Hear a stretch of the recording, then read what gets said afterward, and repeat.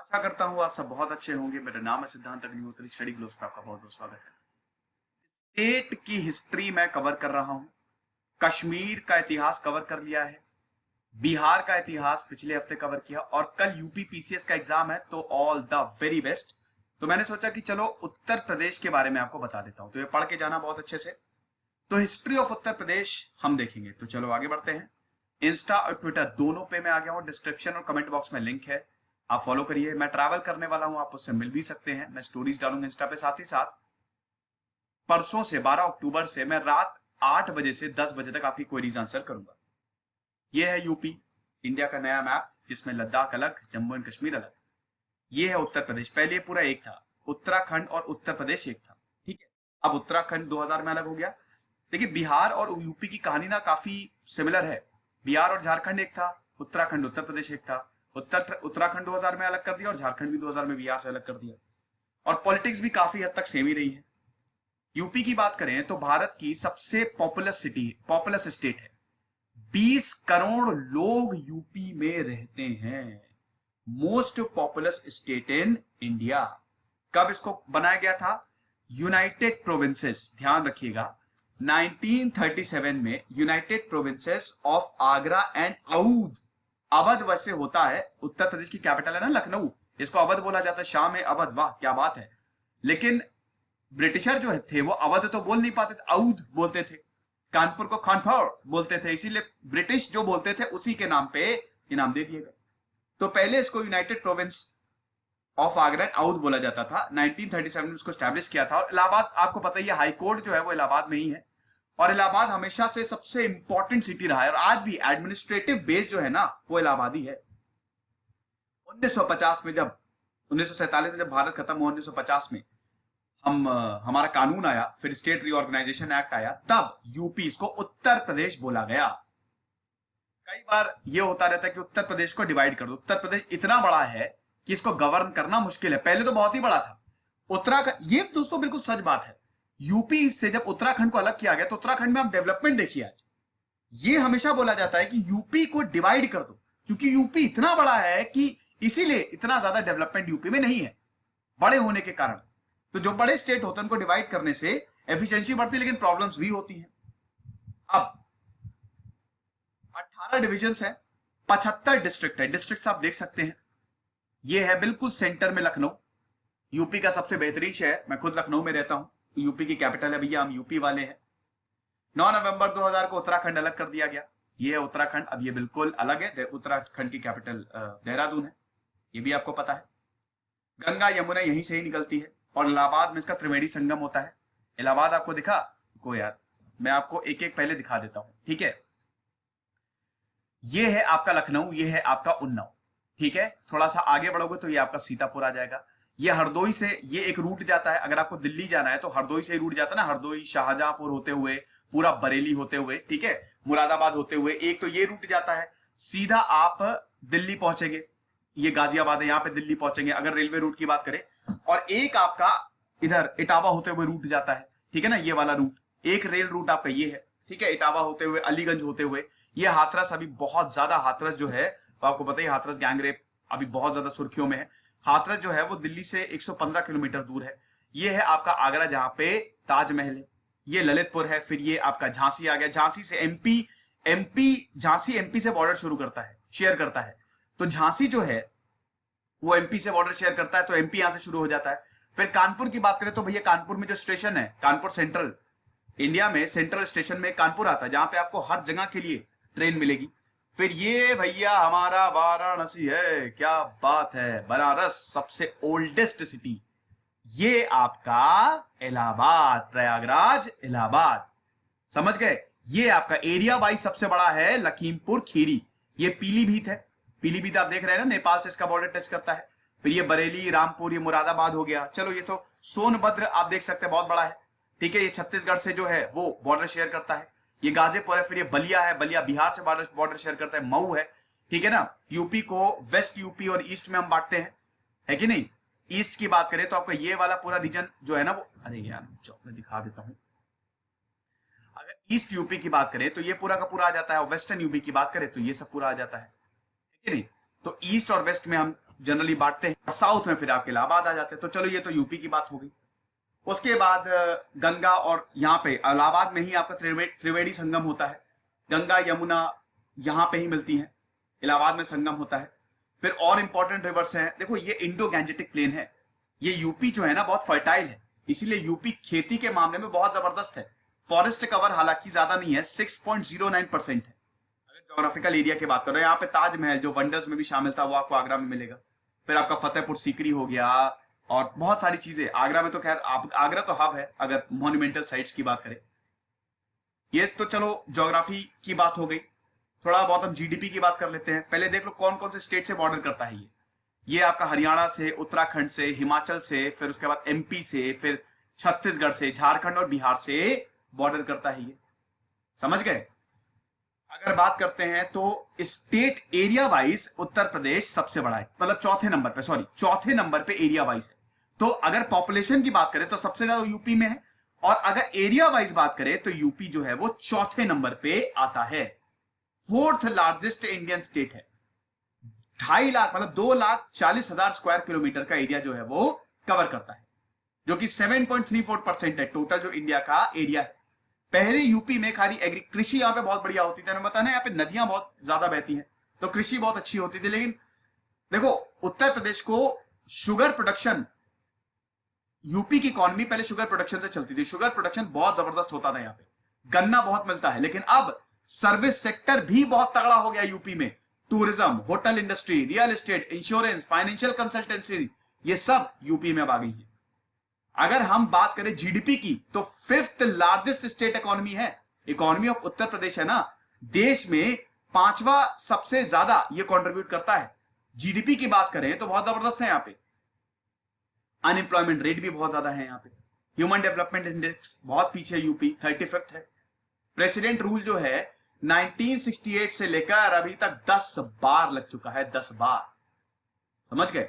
2 international airport मिलेंगे, लखनऊ में चौधरी चरण सिंह और वाराणसी में लाल बहादुर शास्त्री एयरपोर्ट, ये इंटरनेशनल एयरपोर्ट है।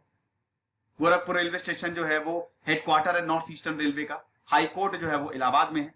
लैंग्वेजेस की बात करें तो यहाँ पे हिंदी और उर्दू ये 2 लैंग्वेजेस हैं। उसके बाद हम बात करते हैं, ऑफिशियल लैंग्वेज तो हिंदी है, एडिशनल ऑफिशियल है उर्दू। फिर हम बात करते हैं दोस्तों यहाँ पे लेजिस्लेचर की। चीफ मिनिस्टर कौन है? योगी आदित्यनाथ। गवर्नर कौन है? Anandiben Patel. Deputy chief minister कौन है? केशव प्रसाद मौर्य और दिनेश शर्मा। लेजिस्लेचर यहाँ पे बाई कैमरल है, बाई कैमरलिज्म है। असेंबली, विधानसभा की सबसे ज्यादा सीट विधानसभा में आपको यूपी में मिलेगा। लोकसभा में भी सबसे ज्यादा यूपी की है। विधानसभा की 403 सीटें और लोकसभा की 80 सीटें हैं यूपी में। और राज्यसभा की बात करें तो 31 सीटें हैं। और बाई कैमरलिज्म है क्योंकि विधानसभा की 403 सीटें और काउंसिल के यहां पे 100 सीटें। समझ गए? तो ये सब मैंने आपको बता दिया, कोई प्रॉब्लम नहीं है। अब हम हिस्ट्री पे आते हैं। अच्छा, कुछ और चीजें आप समझ लीजिए। मैमल, देखो सिंबल्स ऑफ उत्तर प्रदेश की बात कर लेते हैं। अगर यहां पे उत्तर प्रदेश की जो राष्ट्रीय पक्षी है वो है सारस क्रेन, या ध्यान रखिएगा। फ्लावर की बात करें तो पलाश, ट्री की बात करें तो अशोक, और मैमल की बात करें तो बारहसिंघा। ये सब पूछा जाएगा, इसीलिए मैं बोल रहा हूं। ओके, चलो अब हम हिस्ट्री की बात करते हैं। देखो हिस्ट्री में, प्री हिस्ट्री में इतना नहीं जाऊंगा, मतलब पुराना जो इतिहास है। मॉडर्न हिस्ट्री में मैं बेसिकली बताऊंगा 1947 से लेकर 2020 तक उत्तर प्रदेश का इतिहास कैसा रहा है। प्री हिस्ट्री की बात करें तो भैया आज से 22,000 साल पहले यूपी, ये जो वाला एरिया है ना, यहां पे लोग सेटल होने लगे थे। हंटर और गैदरर्स जो है वो प्रतापगढ़ के पास सेटल होने लगे 10,000 और 9,500 बीसी के करीब, 10,500 और 9,500 बीसी के करीब, या मतलब आज से 12,000 साल पहले यहाँ पे गैदरर्स जो है ना, हंटर और गैदरर्स, ये आके यहाँ पे सेटल हुए। डोमेस्टिकेशन ऑफ शीप, यहाँ पे डोमेस्टिकेशन ऑफ एनिमल, क्योंकि फर्टाइल रीजन था, नदियों का संगम यहाँ पे होता है, तो डोमेस्टिकेशन ऑफ एग्रीकल्चर, मतलब डोमेस्टिकेशन ऑफ एनिमल्स यहां से शुरू हुआ। एग्रीकल्चर भी यहां से शुरू हुआ। एग्रीकल्चर बहुत बढ़िया होता था यहाँ पे। 4000 से 1500 बीसी तक यहां पे डोमेस्टिकेशन ऑफ एग्रीकल्चर चला, यानी कि इंडस वैली सिविलाइजेशन यहाँ पे बहुत फली फूली। कोशाला की बात करें, आपको पता है कोशाला की कैपिटल अयोध्या। भैया रामायण, भगवान राम भगवान कृष्ण की धरती है ना यूपी। भगवान राम अयोध्या में जन्मे, भगवान कृष्ण मथुरा, है कि नहीं? मथुरा में एक समय 5000 से ज्यादा मंदिर हुआ करते थे। तो धार्मिक नगरी है ना, धार्मिक राज्य है उत्तर प्रदेश एक तरीके से, काशी विश्वनाथ बनारस में मिल जाएंगे आपको। बनारस की तो बात ही अलग है। मेरे ख्याल में पूरे भारत में सबसे ज्यादा रौनक अगर किसी शहर में है तो वह बनारस। भारत का इतिहास ही बनारस से शुरू होता है, क्योंकि बनारस दुनिया का सबसे पुराना शहर, बहुत ही जबरदस्त। मिडिल किंगडम्स की बात करें, मिडिल किंगडम्स में, ये तो महाजनपद की बात हो गई। मैं थोड़ा सा दोस्तों फास्ट फॉरवर्ड कर रहा हूं, मैं आपको बता दूंगा। वैसे देखिए इतिहास ना बहुत बहुत बहुत लंबा है ना। एक एक चीज पे फिलहाल हम नहीं जाएंगे, क्योंकि मैं स्किप करके 1947 से 2020 तक आना चाहता हूं, क्योंकि वो बहुत इंपॉर्टेंट है। मिडिल किंगडम्स की बात करें तो 200 बीसी से 1200 बीसी, देखो भारत पहले मौर्यंस के पास था, फिर कुषाण आए, फिर गुप्ता आए, उनके पास रहा, फिर पाल आए, फिर दिल्ली सल्तनत आई। अब दिल्ली सल्तनत में आपको पता है खिलजी आया, खिलजी ने बहुत इंपॉर्टेंट यहाँ पे रोल प्ले किया और यूपी को एक तरीके से काफी यहाँ पे फेरबदल किए, ऑर्डिनेंस सिस्टम वो लेके आया। फिर तुगलक्स आया, तुगलक्स ने भी यही किया। फिर इसके बाद ये सिलसिला जो है ना वो चलता रहा। मुगल्स आए, मुगल्स ने तो यूपी को बहुत ही इंपॉर्टेंट, भाई आगरा फतेहपुर सीकरी को तो अपनी कैपिटल बना लिया था। कैपिटल अलग की शिफ्ट होती रहती थी, लेकिन यूपी एक पावर सेंटर बना मुगल्स के समय, ये आपको पता ही है। साथ ही साथ दोस्तों दिल्ली सल्तनत, मुगल्स का बड़ा इंपॉर्टेंट रोल। मराठाओं ने फिर यूपी को अपने कब्जे में ले लिया, मराठाओं के पास यूपी आ गया और यूपी मराठा। लेकिन फिर ब्रिटिश एम्पायर, देखो जब ब्रिटिशर आए तो 1764 battle of Buxar, treaty of Allahabad sign हुई थी, जिसमें दीवानी राइट्स मिल गए थे। तो वहां से कंट्रोल जो है वो ब्रिटिशर का शुरू हो गया। 1803 में जब सेकेंड एंग्लो मराठा वॉर हुआ, 3 एंग्लो मराठा वॉर हुए थे ना, सेकेंड एंग्लो मराठा वॉर में 1803 में जब हुआ तो ब्रिटिश के पास काफी हद तक राइट्स आ गए यहां पे, और ब्रिटिश ने फिर कंट्रोल करना यूपी पे शुरू कर दिया। और 1857 में क्रांति हुई, यूपी से ही तो शुरू हुई ना। फर्स्ट वॉर ऑफ इंडिपेंडेंस हमारा यूपी से ही तो शुरू हुआ। मंगल पांडे मेरठ से ही तो इन्होंने रिवोल्ट शुरू किया, है कि नहीं। 1902 में फिर हम ये देखते हैं कि 1902 में province of Agra and out इसकी स्टैब्लिशमेंट हुई और 1937 में ऑफिशियली इसको बनाया गया। 1920 में कैपिटल भी शिफ्ट की गई। अभी तक यूपी की कैपिटल इलाहाबाद थी, 1920 में इसको लखनऊ शिफ्ट किया गया, समझ गए। हाईकोर्ट जो है वो इलाहाबाद में है। तो ये थोड़ी मॉडर्न हिस्ट्री थी। अब हम बात करते हैं दोस्तों 1950 से लेकर 2020, जो मेरा मेन कंसर्न है। मजा आने वाली है, अब आपको पता चलेगा। देखो 1951 से लेकर 1967 तक ये है भैया कांग्रेस, ये आप पूरे भारत में रख लीजिए। 1967 तक कांग्रेस ने पूरे भारत को डोमिनेट किया, हर जगह कांग्रेस जीत गया। 1951 में पहली बार देश में इलेक्शन हुए और यूपी में 1952 में इलेक्शन हुए थे। ध्यान दीजिएगा 1952 का यूपी है, तो यूपी प्लस उत्तराखंड दोनों आएंगे इसमें। टोटल कितनी असेंबली सीट थी? 346, जिसमें से 83 डबल मेंबर सीट थी। 1951 के जो इलेक्शन हुए यहां पे 388 सीटें, अगर 346 पर 83 आप मिला दीजिए, उसमें से 388 सीटें कांग्रेस जीत के आई। देखिए यूपी पहले से ही गोविंद वल्लभ पंत जो थे, पंडित गोविंद वल्लभ पंत, देखिए बहुत इंपॉर्टेंट लीडर जो है ना यहां से उदय हुए ना। चंद्रशेखर आजाद यूपी से आते हैं, जवाहरलाल नेहरू यूपी से। भारत में बड़े बड़े, इनफैक्ट नरेंद्र मोदी जी की तक की कंस्टिट्यूएंसी वाराणसी है। विदाउट यूपी भारत के प्रधानमंत्री चलते नहीं है। यूपी कनेक्शन इंदिरा गांधी हो गई। मैं चलिए आपको अच्छा सिलसिलेवार से बताता रहता हूं। तो पंडित गोविंद वल्लभ पंत जो हैं, और जवाहरलाल नेहरू की भी कंस्टिट्यूएंसी बताओ। चलो अच्छा मुझे कमेंट बॉक्स में बताओ जवाहरलाल नेहरू की कंस्टिट्यूएंसी कौन सी थी, ये मुझे आप कमेंट बॉक्स में आपको बताना है। यूपी की ही थी। तो पंडित गोविंद वल्लभ पंत शानदार पॉलिटिशियन, कमाल के पॉलिटिशियन, वो चीफ मिनिस्टर रहे 1954 तक। वो चीफ मिनिस्टर है और उसके बाद वो दिल्ली चले गए क्योंकि उनको होम मिनिस्टर बनाया गया था, है ना, आपको पता ही है। और उसके बाद 1954 में बने संपूर्णानंद। संपूर्णानंद की बात करें, शुरुआत में यूपी का, मैंने बताया ना यूपी से पॉलिटिक्स शुरू होती है और यूपी पे ही पॉलिटिक्स खत्म हो गई है। तो अगर हम बात करते हैं, शुरुआत में यूपी का डेवलपमेंट बहुत अच्छा हुआ क्योंकि लीडर्स कमाल के थे। एक तो प्रधानमंत्री की जवाहरलाल नेहरू की, फिर इंदिरा गांधी की कंस्टिट्यूएंसी, तो ये एक बहुत बड़ा रीजन था। वाराणसी बेस्ड संस्कृत स्कॉलर संपूर्णानंद वो बने चीफ मिनिस्टर। फिर 1957 में इलेक्शन में फिर कांग्रेस जीत गई। अब 1960 तक तो संपूर्णानंद रहे, लेकिन फिर आपको पता ही है कमलापति त्रिपाठी और संपूर्णानंद के बीच में प्रॉब्लम शुरू हो गई। और जब ये प्रॉब्लम शुरू हुई तो ना संपूर्णानंद ना कमलापति, चंद्र भानु गुप्ता आए।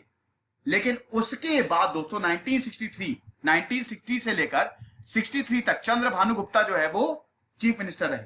1963 में आपको पता ही है, आचार्य जेबी कृपलानी बहुत गजब के लॉयर, और इंडिया का जो फ्रीडम मूवमेंट चला था, गांधीयन थे जेबी कृपलानी, और बहुत बड़ा योगदान था। उनकी वाइफ सुचेता कृपलानी जो है वो 1963 की 1963 में उत्तर प्रदेश की चीफ मिनिस्टर बनी। और Sucheta Kripalani first women chief minister of Uttar Pradesh रही हैं, समझे। ये तो 1967 तक। अब 1963 से लेकर 67 तक सुचेता कृपलानी रही। अब 1967 से चरण सिंह की सरकार आई। 1967 में आपको पता ही जब इलेक्शन हुए, क्योंकि जवाहरलाल नेहरू छोड़ के चले गए थे, इंदिरा गांधी आई, उन्होंने भी यूपी से ही चुनाव लड़ा। तो इंदिरा गांधी जो थी, इंदिरा गांधी प्राइम मिनिस्टर बनी, लेकिन इंदिरा गांधी का वो दबदबा कभी स्टैब्लिश ही नहीं हो पाया बाद में होगा, 1969 से होगा जब, और फिर जब पाकिस्तान को हराएंगे तब होगा। लेकिन अभी तक इंदिरा गांधी को बहुत ही एक अंडर एस्टिमेट किया जा रहा था, अंडररेटेड पॉलिटिशियन के रूप में उनको देखा जाता था कि ये क्या चलेगी यार, इसको तो हम साइड में किनारे लगा देंगे। लेकिन इंदिरा गांधी ने एक एक करके सबको किनारे लगा दिया। बड़े बड़े धुरंधरों को धूल चटा दी इंदिरा गांधी ने। वो कांग्रेस का सिंडिकेट कांग्रेस में बहुत बड़ा ग्रुप था जो सारे डिसीजन लेता था। बड़े बड़े पॉलिटिशियन के, कामराज हो गए, मोरारजी देसाई हो गए, इनका हिस्सा थे। उनको लगता था इंदिरा गांधी को तो यूं हटा देंगे चुटकी बजाते हुए। लेकिन बाद में इंदिरा गांधी ने एक एक करके सबको किनारे लगा दिया। तो 1967 में जब इलेक्शंस हुए तो कांग्रेस जो है सिर्फ 199 सीटें मिली। अब 425 असेंबली सीट थी। 1967 में जब इलेक्शन हुए थे ना, 425 असेंबली सीट थी, और कांग्रेस को कितनी मिली? 199। इसी समय भारतीय जनसंघ बीजेएस, जो कि बीजेपी की पेरेंट, मतलब श्यामा प्रसाद मुखर्जी ने 1950s में भारतीय जनसंघ बनाया था, जो आज की बीजेपी है। तो भैया भारतीय जनसंघ ने उस समय 99 सीटें जीती, समझ गए। अब कृपलानी जो है, सुचेता कृपलानी, वो चली गई लोकसभा। भानुचंद्र गुप्ता जो है, उन्होंने रानीखेत असेंबली से इलेक्शन लड़ा, लेकिन कोई खास कुछ कर नहीं पाए। चौधरी चरण सिंह जो हैं, उन्होंने छपरोली सीट से 52,000 वोटों से जीत हासिल कर दी। बस चौधरी चरण सिंह की सरकार बन गई, और चौधरी चरण सिंह की फर्स्ट नॉन कांग्रेस सरकार थी। और चौधरी चरण सिंह को कौन बैक कर रहे थे? राम मनोहर लोहिया और राज नारायण। राम मनोहर लोहिया शानदार नेता, बहुत जबरदस्त नेता थे। अगर राम मनोहर लोहिया भैया, समाजवादी पार्टी राम मनोहर लोहिया के ही तो विचारों पे चलती है, सोशलिस्ट प्रिंसिपल। अगर आपको सोशलिज्म के बारे में बहुत अच्छे से जानना है तो आप राम मनोहर लोहिया को पढ़िए। क्या गजब का उनका व्यक्तित्व था। बहुत ही साइकिल से चलते थे, साइकिल से चल चल के जीत गए। कमाल का नाम है, बहुत नाम है राम मनोहर लोहिया का। और लोहिया पे ही तो समाजवादी पार्टी, मुलायम सिंह तो लोहिया के ही आदर्शवाद से प्रभावित है। लेकिन कोई भी पॉलिटिकल पार्टी उनकी एक्चुअल में जो टीचिंग्स है उसको अप्लाई नहीं करती है। राम मनोहर लोहिया ने जो सच में कहा वो होता ही नहीं। तो राम मनोहर लोहिया, राज नारायण और जनसंघ के नानाजी देशमुख, इन्होंने बैकिंग की अप्रैल 1967 तक, ठीक है। अब उसके बाद दोस्तों क्या है, अब 1967 से लेकर 1971 तक 4 साल में दोस्तों 4 चीफ मिनिस्टर आए, 2 बार प्रेसिडेंट रूल लगा। अब यहां से देखिए, यूपी में यही प्रॉब्लम है, पॉलिटिकल अनस्टेबिलिटी जहां पे रहेगी ना वहां हमेशा दिक्कत होगी। 1967 के बाद यूपी में पॉलिटिकल इंस्टेबिलिटी अब चालू होगी। 1967 से लेकर 71 तक 2 बार प्रेसिडेंट रूल लगा, 4 चीफ मिनिस्टर आए, ठीक है। हालांकि बहुत सारे यहां पे फार्मर, किसान कम्युनिटीज के बहुत बड़े बड़े, जाट हो गए, यादव हो गए, गुर्जर हो गए, कुर्मीज हो गए, ये सब आ रहे थे। लेकिन कुछ खास चल नहीं पाया, क्योंकि चौधरी चरण सिंह ने कोलिशन बनाया था, कोलिशन गवर्नमेंट थी। तो कभी चौधरी चरण सिंह, कमलापति त्रिपाठी, भानुगुप्ता, तो ऐसा ही हो रहा था, है कि नहीं, ये सब कुछ। तो यहां पे क्या हुआ कि पार्टीज ने विड्रॉ करना शुरू कर दिया, और चरण सिंह ने फाइनली रिजाइन कर दिया 1968 में।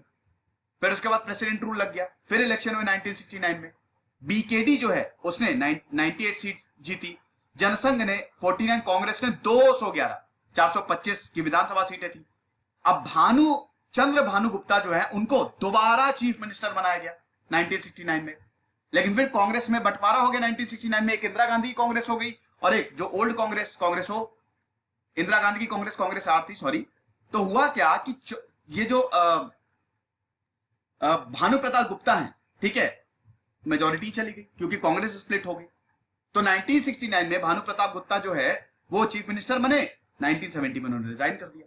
फिर चरण सिंह वापस आए, इंदिरा गांधी ने चरण सिंह को हेल्प किया, 1970 में फिर से चरण सिंह वापस आए, लेकिन फिर से प्रॉब्लम शुरू हो गई।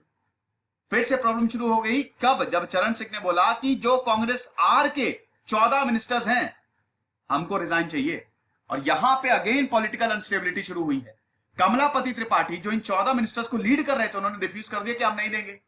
चरण सिंह ने रिकमेंड किया कि मिनिस्टर को डिसमिस अभी करना है, लेकिन जो गवर्नर थे उस समय बी गोपाल रेड्डी, उन्होंने चरण सिंह को बोला कि मिनिस्टर्स नहीं, आप रिजाइन कर दो। फिर रिजाइन, फिर ये प्रॉब्लम हुई, फिर प्रेसिडेंट रूल लगाया गया। अब जब प्रेसिडेंट रूल लगाया गया, फिर से इलेक्शन हुए। और जब फिर से इलेक्शन हुए तो फिर से त्रिभुवन नारायण सिंह है चीफ मिनिस्टर बने। अब अगेन संयुक्त विधायक दल सरकार जो है, कांग्रेस ओ के लीडर्स के साथ मिलके, जो कि ओल्ड गार्ड था, इन्होंने अपनी सरकार बनाई। और त्रिभुवन नारायण सिंह खाली 5 महीने तक चीफ मिनिस्टर रहे। सब कुछ दोस्तों ध्यान दीजिएगा, 1967 से लेकर 71 तक हो रहा है। 4 चीफ मिनिस्टर आ रहे गए हैं। कमलापति त्रिपाठी फिर उनको सक्सीड किया 1971 में, और 1973 में चीफ मिनिस्टर रहे कमलापति त्रिपाठी। समझ गए? फिर कुछ महीनों बाद प्रेसिडेंट रूल लग गया, फिर उन्होंने 1975 में रिजाइन कर दिया। सॉरी, 1973 में प्रेसिडेंट रूल के बाद जब दोबारा इलेक्शन हुए तो हेमवती नंदन बहुगुणा चीफ मिनिस्टर बने 1973 में। फिर 1975 तक रहे, लेकिन फिर 1975 में तो पूरे देश में इमरजेंसी लग गई। फिर उसके बाद कुमाऊं ब्राह्मण एनडी तिवारी जो हैं, जो संजय गांधी के बहुत क्लोज थे, उनको चीफ मिनिस्टर बनाया गया। अब दोस्तों आते हैं हम 1977 पे। 1977 पे आप देखा आपने कितनी ज्यादा पॉलिटिकल इंस्टेबिलिटी थी। कोई भी चीफ मिनिस्टर 2 साल से ज्यादा टिक ही नहीं पाया। तो 1977 से लेकर 80 जनता पार्टी आ गई। जनता पार्टी लोकसभा में जीती, मोरारजी देसाई की सरकार आई, और जैसे ही मोरारजी देसाई की सरकार आई, सरकार को ही बदल दिया। कांग्रेस में स्टेट गवर्नमेंट थी, हटा दिया, यूपी में हटा दिया सरकार को। इलेक्शंस हुए, और इलेक्शन हुए, जनता पार्टी ने 352 सुपड़ा साफ कर दिया। 425 में 352 सीटें जीती। लेकिन चीफ मिनिस्टर बनेगा कौन?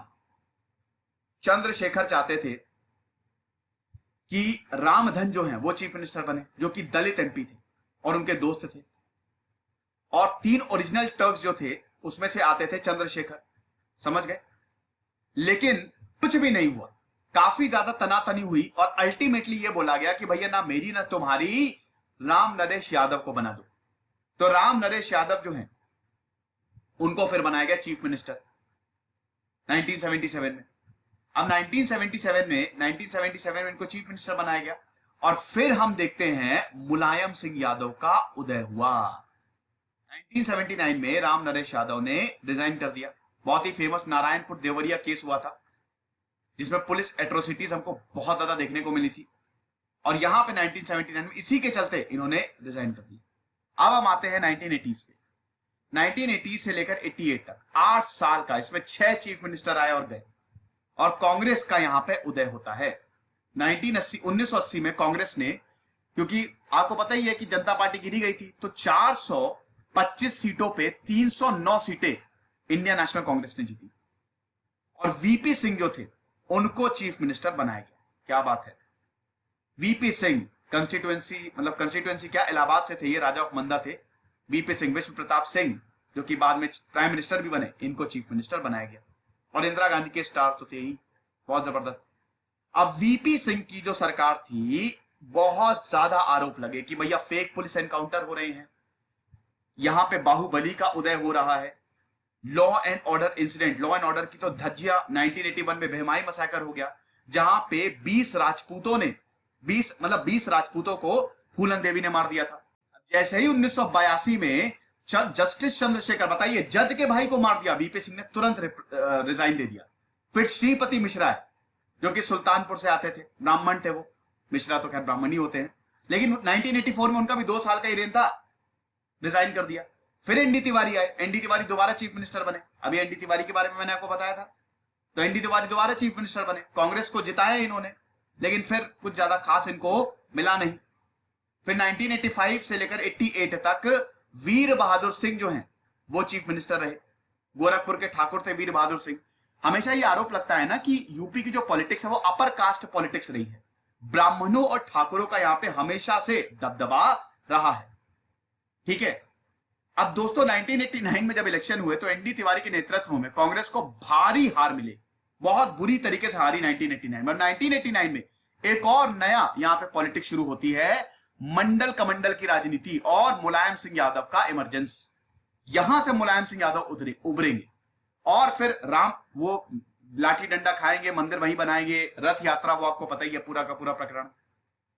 अब 1989 दोस्तों हुआ क्या, यहां पे दो कंटेंडर्स थे यूपी के चीफ मिनिस्टर के लिए, जनता दल, क्योंकि कांग्रेस तो जीती नहीं, जनता दल जीती। तो 1988 में जो वीपी सिंह की सरकार बनी असेंबली इलेक्शंस में, मुलायम सिंह यादव और अजीत सिंह, इन दोनों में से किसको चीफ मिनिस्टर बनाया जाए, और मुलायम सिंह यादव को यहां पे चीफ मिनिस्टर बनाया गया। बीजेपी ने आउटसाइड सपोर्ट किया सेंटर की सिचुएशन को देखते हुए, समझ गए। और फिर यहां पे रथ यात्रा शुरू कर दी थी एल के आडवाणी ने, और समस्तीपुर में 1990 में लालू प्रसाद यादव ने एल के आडवाणी की रथ यात्रा को रोक लिया और उनको अरेस्ट कर लिया। तब बीजेपी ने क्या किया, क्योंकि भाई जनता दल, देखो आप ये समझो, बीजेपी जनता दल को सपोर्ट कर रही थी। अब जनता दल की जो सरकार थी वो यूपी में भी थी और सेंटर में भी थी। अब हुआ क्या कि मुलायम सिंह यादव पहली बार चीफ मिनिस्टर बने, समझ गए, बहुत यंग थे, अजीत सिंह को बनना था, बनाया मुलायम सिंह यादव। तो मुलायम सिंह यादव बने, लेकिन यहां पे बीजेपी के ही एल के आडवाणी रथ यात्रा लेके निकल गए और उन्होंने बोला कोई हिम्मत है तो रोक के दिखाए। और जब ये रथ यात्रा बिहार पहुंची तो लालू प्रसाद यादव ने रोक दिया। अब आप एक बात बताओ, लालू प्रसाद यादव जनता दल के बहुत बड़े लीडर थे। अब जब जनता दल के वो मतलब इसी में ही थे वो, अब हुआ क्या कि बीजेपी ने बोला यार हम तुमको सपोर्ट कर रहे हैं, तुम्हारी पार्टी, और तुम हमारी रथ यात्रा को रोक रहे हो, अभी सपोर्ट वापस ले ले। सपोर्ट वापस ले लिया, सरकार गिर गई। वीपी सिंह और मुलायम सिंह सरकार दोनों गिर गई, सेंटर में भी और स्टेट में भी। वीपी सिंह ने तुरंत रिजाइन कर दिया और कांग्रेस के चंद्रशेखर फिर आए। फिर आपको पता है चंद्रशेखर जो है वो प्राइम मिनिस्टर बने। और यूपी में भी मुलायम सिंह जो थे वो चंद्रशेखर के फैक्शन के साथ गए और उनको कांग्रेस से सपोर्ट मिला। लेकिन दोस्तों दोनों ही सरकार बहुत, देखो मैं आपको बताता हूं हुआ क्या था, है ना, हो सकता है थोड़ा सा कंफ्यूजन क्रिएट हो गया हो।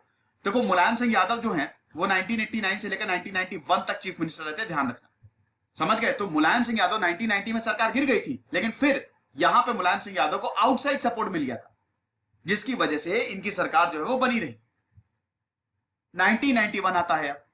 अब भैया 1991 में इलेक्शन हुए और बीजेपी जीत गई।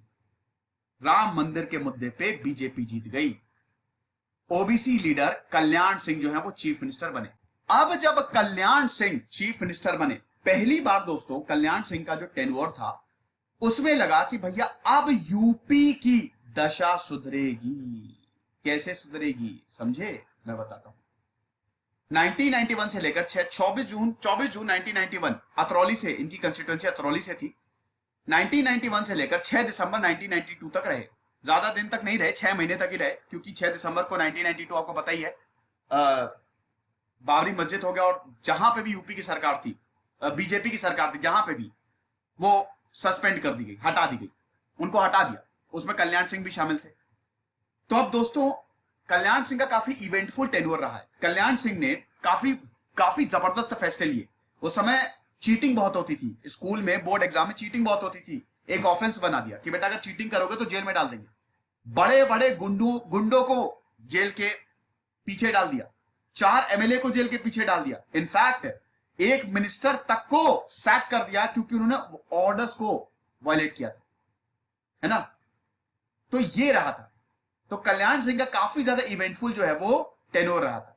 लेकिन फिर 6 दिसंबर 1992 में बाबरी मस्जिद इंसिडेंट हुआ और उसके बाद फाइनली हम देखते हैं कि कल्याण सिंह की सरकार को बर्खास्त कर दिया गया।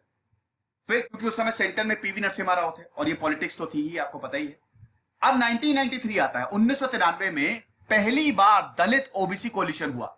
दलित की तरफ से थी मायावती, बसपा। मायावती का भी करियर शानदार रहा है। मायावती की आप स्टोरी देखिएगा, आपको बहुत ही इंस्पिरेशनल स्टोरी उनकी भी, भले उनकी पॉलिटिक्स कैसी भी हो, लेकिन वो जहां से उठ के आई है ना, आईएएस की तैयारी कर रही थी, काशीराम ने उनको देखा और बोला कि बेटा तुम क्या आईएएस बनोगी, आईएएस तुम्हारे अंदर काम करेंगे, तुम आओ हमारे साथ। वहां से मुलायम सिंह मायावती थी, वो अपने घर बार को छोड़ के चली गई और काशीराम के साथ काम करने लगी और बहुत ही जल्द वो पॉलिटिक्स में आ गई। तो मायावती ने कमाल का बहुत ही शानदार करियर रहा है उनका। और मुलायम सिंह यादव, तो 2 यंग लीडर जो हैं अब वो यूपी को संभालेंगे। समाजवादी पार्टी 1992, देखिए मुलायम सिंह यादव भैया पहलवान रहे हैं उन्होंने उठ के एक बार अखाड़े स्टेज पे गए और पुलिस वालों को पटक दिया था। तो मुलायम सिंह यादव के बारे, हालांकि इन सब बड़े बड़े लीडर्स के बारे में मैंने आपको बताया हुआ है, तो मुलायम सिंह यादव ने समाजवादी पार्टी जो है 1992 में ऑलरेडी बना ली थी, लोहिया के पथ पे हम चलेंगे, और बसपा ऑलरेडी आई गई थी। तो सपा और बसपा ने इलेक्शन को कंटेस्ट किया और सपा ने जीती 256 सीटें, बसपा ने जीती 164 सीटें। ठीक है, मतलब सॉरी, अरे यार मैं क्या बोल रहा हूं, सपा और बसपा ने 256 सीट पे इलेक्शन कंटेस्ट किया था, इलेक्शन इस पे लड़ा था। तो सपा ने 109 सीटें जीती और बसपा ने 164 सीट पे इलेक्शन लड़ा, 164 पे, और जीती 67। तो हम ये देखते हैं कि सपा बसपा की सरकार आई, लेकिन फिर मायावती ने अपना सपोर्ट वापस ले लिया। 1995 में मायावती 2 साल ही ये सरकार चल पाई और उसके बाद मायावती ने सपोर्ट वापस लिया। और उसके बाद फिर आपको गेस्ट हाउस कांड पता ही है, किस तरीके से मुलायम सिंह यादव ने, उनके बाहुबली नेताओं ने, गुंडों ने मायावती गेस्ट हाउस में बनती, हजरतगंज के गेस्ट हाउस में बनती और धावा बोल दिया था। उस समय जाति सूचक वर्ड्स मायावती को बोले गए। अगर उस समय ब्रह्मदत्त द्विवेदी नहीं होते, ब्रह्मदत्त द्विवेदी को मायावती भाई मानती थी, तो शायद मायावती के साथ बहुत बुरा हो जाता। ऐसा खबरें चलती हैं कि ब्रह्मदत्त द्विवेदी ने, लाठी चलाने में एक्सपर्ट थे, बीजेपी के लीडर थे, तब ब्रह्मदत्त द्विवेदी ने और वहां पे फिर मायावती की जान बचाई थी, वरना बहुत दिक्कत हो सकती थी। तो गेस्ट हाउस कांड आप पढ़िएगा, उसके बारे में बहुत बड़ा प्रकरण है और एक पॉलिटिक्स पे, हमारी राजनीति पे काला वो एक धब्बा है, क्योंकि मुलायम सिंह यादव का यहाँ पे मूड खराब हो गया था और उन्होंने बोला बेटा छोड़ेगी तो नहीं, चाहे जो हो जाए, क्योंकि मायावती ने सपोर्ट वापस ले लिया था ना। तो यहाँ पे जबरदस्ती जो बसपा के एमएलए हैं उनको भर भर के कार में लेके आया गया और यहाँ पे बोला कि हमारा सपोर्ट करो वरना तुम फिर देख लो क्या होगा। तो खैर ये कुछ हो नहीं पाया, सक्सेस मिल नहीं पाई, तो माइनॉरिटी सरकार आ गई। अब उसके बाद 1995 में पहली बार मायावती को चीफ मिनिस्टर बनाया, बीजेपी ने सपोर्ट किया मायावती को, है कि नहीं? क्योंकि मैंने अभी बताया कि बीजेपी, ब्रह्मदत्त द्विवेदी ने यहां पे मायावती को बचाया और मायावती जो है वो चीफ मिनिस्टर बनी। ब्रह्मदत्त द्विवेदी जहां से खड़े होते थे मायावती भाई मानती थी और कभी भी वो अपने कैंडिडेट को वहां से खड़ा नहीं करती थी, ऐसा था। तो मायावती ने ओथ ली और उसके बाद बीजेपी का आउटसाइड सपोर्ट और पहली बार मायावती चीफ मिनिस्टर बनी।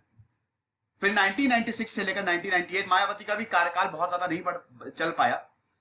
6 मंथ के अंदर अंदर बहुत सारे चीफ मिनिस्टर्स आए।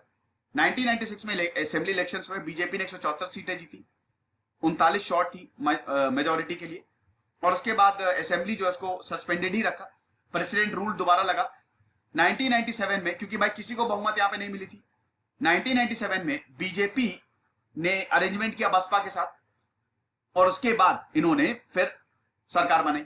ठीक है, क्या सरकार दोस्तों देखिए, बीजेपी और बसपा ने एग्रीमेंट साइन किया था 1997 में, क्योंकि देखिए बसपा के 67 एमएलए थे और बीजेपी के 174, आपको पता ही है, अभी मैंने बताया। तो हुआ क्या कि ये एक एग्रीमेंट था कि 6 महीने तक बीजेपी का चीफ मिनिस्टर रहेगा और 6 महीने तक आपका।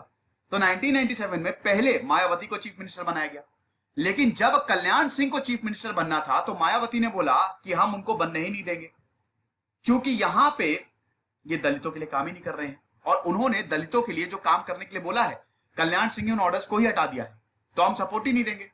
तो बीजेपी का मूड खराब हो गया और बीजेपी ने बसपा कांग्रेस सबसे नाता तोड़ लिया और एक नया दल बनाया, जनतांत्रिक बस बीएसपी, जिसको चौधरी नरेंद्र सिंह जो हैं वो लीड कर रहे थे। समझ गए?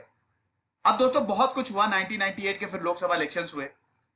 यूपी के जो समय गवर्नर थे रमेश भंडारी ने, उन्होंने कल्याण सिंह की सरकार को ही डिसमिस कर दिया और फिर कल्याण सिंह गए इलाहाबाद हाईकोर्ट की, ऐसे कैसे हमको डिसमिस कर सकते हैं। फिर हाईकोर्ट ने बोला रमेश सिंह भंडारी ने जो किया है वो गलत किया है और दोबारा इनको चीफ मिनिस्टर बनाया गया। दोस्तों हुआ क्या कि हम सीधा 2000 पे आते हैं। बहुत कुछ हुआ, इतना हम फिलहाल नहीं जाते हैं। 2000 में यहां पे राजनाथ सिंह को चीफ मिनिस्टर बनाया गया। अब 2000 में राजनाथ सिंह को चीफ मिनिस्टर बनाया, 2002 में दोबारा इलेक्शन हुए, 2002 से लेकर अभी तक फाइनली स्टेबल सरकार मिली।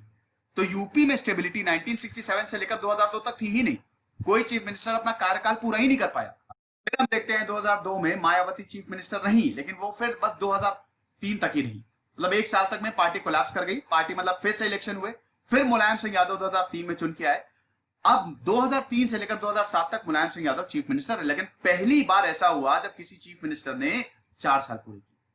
फिर 2007 में मायावती चुन के आई और 2000 पूरा कार्यकाल उन्होंने पूरा, मतलब 2007 से लेकर 2012 तक 5 साल का कार्यकाल मायावती ने पूरा किया।